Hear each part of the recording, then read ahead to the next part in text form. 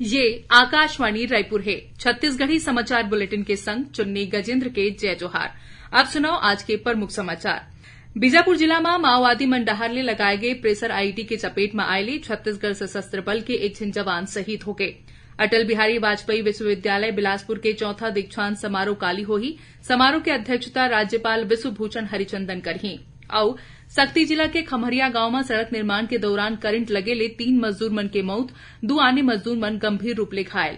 अब समाचार विस्तार ले। बीजापुर जिला में माओवादी मन डहर ले लगाए गए प्रेशर आईईडी के चपेट में आये छत्तीसगढ़ सशस्त्र बल सीएएफ के एक झन जवान शहीद हो गए। मिले जानकारी के अनुसार मिरतुर थाना क्षेत्र में सड़क निर्माण के काम चलत है। एकर सुरक्षा बर तिमेनार कैंप ले सीएएफ के कुछ जवान मन निकले रहीन है।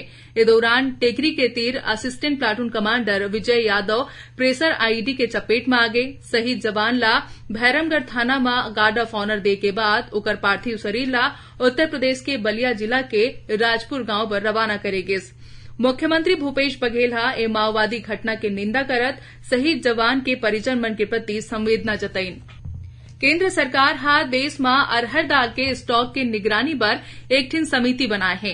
केंद्र सरकार राज्य सरकार मन के सहयोग ले आयात मिल और व्यापारी मन करा मौजूद स्टॉक ऊपर नजर राखी।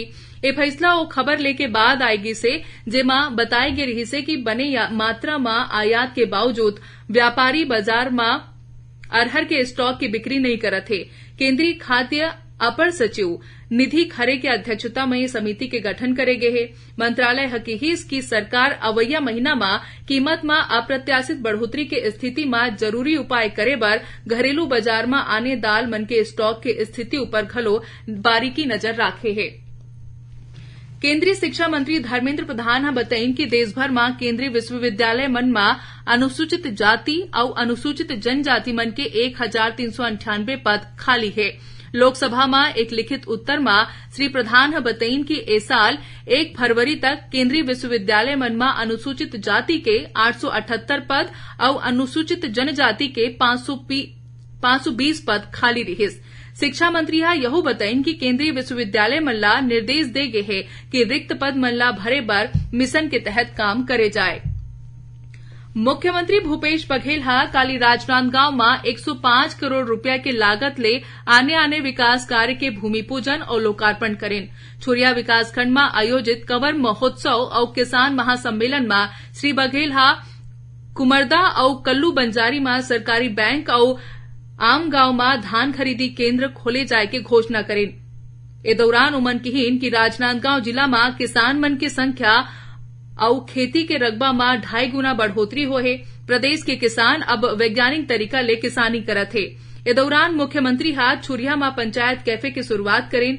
ए कैफे के संचालन बिहान महिला स्व सहायता समूह के सदस्य मन करही। मुख्यमंत्री शहरी स्लम स्वास्थ्य योजना के माध्यम ले प्रदेश में अब तक 44 लाख ले ज्यादा लोगन मन ला मोबाइल मेडिकल यूनिट के माध्यम ले इलाज करे गए है। योजना के अंतर्गत अब तक 10.5 लाख ले ज्यादा मरीज मन के पैथोलॉजी टेस्ट करे जा चुके हैं। संगे संग करीबन 37.5 लाख मरीज मन ला मुफ्त में दवा दे गए है। अटल बिहारी वाजपेयी विश्वविद्यालय बिलासपुर के चौथा दीक्षांत समारोह काली 28 मार्च के होही। समारोह की अध्यक्षता राज्यपाल विश्वभूषण हरिचंदन करही। समारोह के मुख्य अतिथि फिजी गणराज्य के भारत में उच्चायुक्त कमलेश शशि प्रकाश होही। समारोह में विश्वविद्यालय के पढ़इया मन ला 58 स्वर्ण पदक भेंट करे जाही। छत्तीसगढ़ी समाचार बुलेटिन आप मन आकाशवाणी रायपुर ले सुनत हव। छत्तीसगढ़ के खबर ले है आपके वास्ता और खबर के विश्वसनीयता ले है हमार वास्ता। आकाशवाणी समाचार रायपुर के प्रादेशिक समाचार बुलेटिन के संगे संग हमार समसामयिक कार्यक्रम आप रेडियो के संग अपन मोबाइल में घलो सुन सकत हव। आकाशवाणी समाचार फेसबुक, ट्विटर और यूट्यूब में घलो हावय। हमार फेसबुक पेज हरे Chhattisgarh news on AIR, Twitter handle CGAIR news और हमार यूट्यूब चैनल हरे छत्तीसगढ़ AIR न्यूज। तो अब रेडियो के संगे संग आपके मोबाइल के माध्यम ले हम आप तक पहुंचत हन। छत्तीसगढ़ के हर खबर पर सुनत रहो आकाशवाणी समाचार।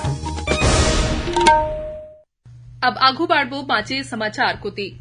नारायणपुर जिला के माओवाद प्रभावित धनोरा गांव में भारत तिब्बत सीमा पुलिस बल डहर ले काली सिविक एक्शन कैंप के आयोजन करे गिस, जेमा हिकपुला, इंडरनार, झोरी, डमनौर और राजपुर गांव के ग्रामीण और स्कूली लइका मन शामिल हुईन। लइका मल्ला शिक्षण सामग्री बांटेगी से तुहें कार्यक्रम के दौरान ग्रामीण और लइका मल्ला समाज के मुख्यधारा ले जुड़े बर समाज की योजना मन के बारे में जानकारी देगिस। संगे संग लइका मल्ला नवोदय विद्यालय में भर्ती होय बर प्रेरित घलोक करेगी से ए मौका में निःशुल्क चिकित्सा शिविर के घलोक आयोजन करेगिस। प्रदेश में बीते 24 घंटा में अलग अलग हादसा में 5 मजदूर मन के मौत हो गए तो उन्हें 3 मजदूर मन घायल हो गए। सक्ती जिला के बाराद्वारा थाना क्षेत्र के खमरिया गांव में सड़क निर्माण के दौरान 5 मजदूर मन करंट के चपेट में आ गए। ये हादसा में 3 मजदूर मन के मौत हो गए तो उन्हें 2 आने मजदूर मन गंभीर रूप ले घायल हो गए, जिकर इलाज चापा के अस्पताल में करे जात है।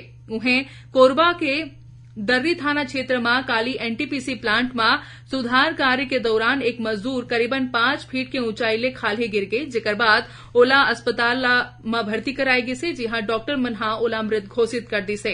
यही बीच बालोद में मकान बनाए के बेरा 2 मजदूर मन चौथा मंजिल ले गिर गए। ये हादसा में एक मजदूर के मौत हो गए तो उन्हें गंभीर रूप ले घायल एक आने मजदूर राजनांदगांव जिला के अस्पताल में भर्ती कराए गए है। सूरजपुर जिला में बाघ के हमला ले आज 2 झिन युवक मन के मौत हो गए। एक आने युवक गंभीर रूप ले घायल हो गए। ये घटना ओड़मी ब्लॉक के काला माजल गांव के हरे। तीनों युवक आज बिहनिया लकड़ी बीने पर जंगल गए रही से यही दौरान बाघ ओकर ऊपर हमला कर दी से। मामला के जानकारी मिले के बाद वन विभाग की टीम मौका में पहुंचिस। फिलहाल टीम ला बाघ नहीं दिखे है। तमोर पिंगला ले हाथी मंगाए गए हैं, जेकर मदद ले जंगल में सर्च ऑपरेशन चलाए जाही। वन विभाग के अधिकारी मन के अनुसार जंगल में कैमरा भेजे गए हैं।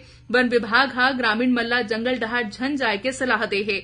एक घटना के बाद शिक्षा विभाग एहतियात के तौर में गांव के स्कूल ला बंद रखे के आदेश दे है। सूरजपुर अंचल के इष्ट देवी मां बागेश्वरी के धाम में 3 दिवसीय कुदरगढ़ महोत्सव के शुरुआत काली लोक पारंपरिक गीत के संग हुई से। स्कूल शिक्षा मंत्री डॉक्टर प्रेमसाय सिंह टेकाम ये महोत्सव ला शुरुआत करी से तो इन्हें पहली दिन जाने माने कलाकार मन अलग अलग विधा में अपन प्रस्तुति दिन। संसदीय सचिव परसनाथ राजवाड़े समारोह के अध्यक्षता करें। रायपुर में महिला मन बर आयोजित 10 का दम तीरंदाजी प्रतियोगिता में खेल अकादमी बिलासपुर के तुलेश्वरी खुसरो गोल्ड मेडल हासिल करे है। उन्हें यही अकादमी के दिव्या यादव तीसर स्थान पा है। भारतीय खेल प्राधिकरण और प्रदेश आर्चरी एसोसिएशन डहाले प्रतियोगिता के आयोजन करे गे रही से।